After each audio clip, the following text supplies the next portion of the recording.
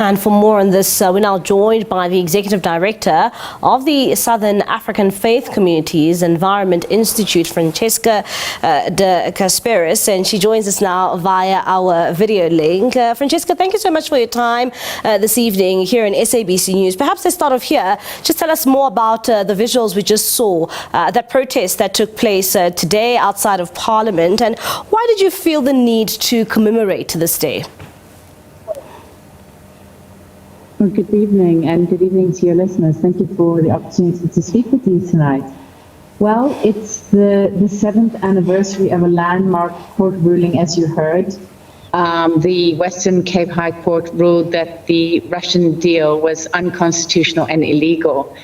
And Earthlife Africa and SAFCEI spent a long time trying to uncover the deal. It was secret, it hadn't gone through Parliament, and there were many issues with how that energy was being procured. And what we found was that government hadn't followed its own process and procedure. And that's why that court case was successful. And it would have been at least R1 trillion spent on that nuclear energy. And that would have affected our development pathway as a country. So it really was a landmark ruling. And it stopped a big piece of state capture in its tracks. And I remember just the developments during that time and the shifts it also did there in cabinet as well. And one would also ask, why is it so important for South Africans and for you as an organization to reflect on this day? Well, when we were standing outside Parliament, we remembered that we had first started standing outside Parliament 9 years ago. So that court case, the culmination was the end of a long, almost decade-long work that we've been doing, looking at energy systems, looking at energy governance, and we still continue to do that today. Last year, when we went and stood outside Parliament, and we commemorate this every year, we had an alternative protest crowd who didn't know the significance of the date, but were very pro-nuclear. Fortunately, we didn't see that today, although we know now in our latest energy plan, IRP, the government has brought back nuclear energy again. In fact, even more than what was in the original deal.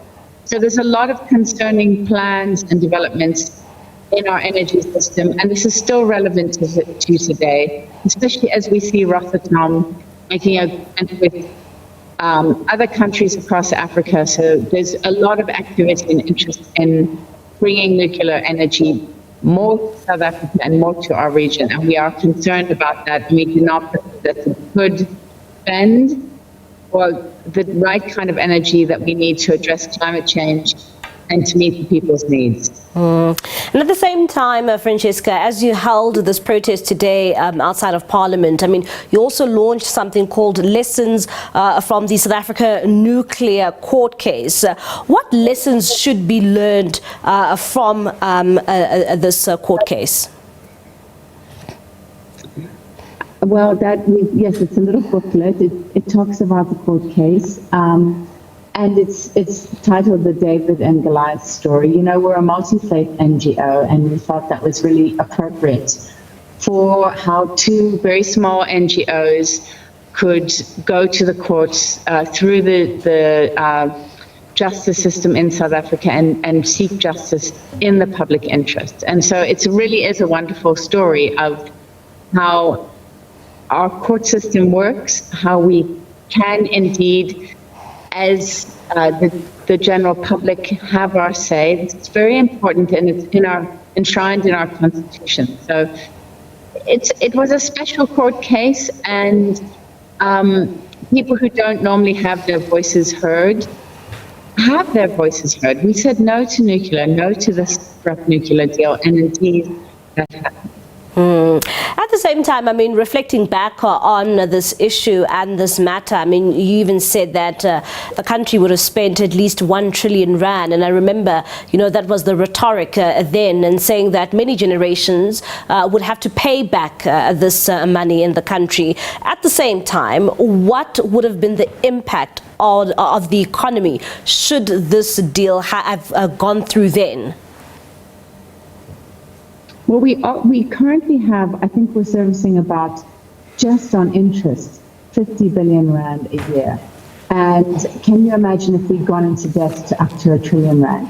We've seen how Eskom passes its debt onto consumers and into our electricity prices. So every time we make the choice to choose very costly and risky energy systems like nuclear, that debt and that cost gets put onto consumers.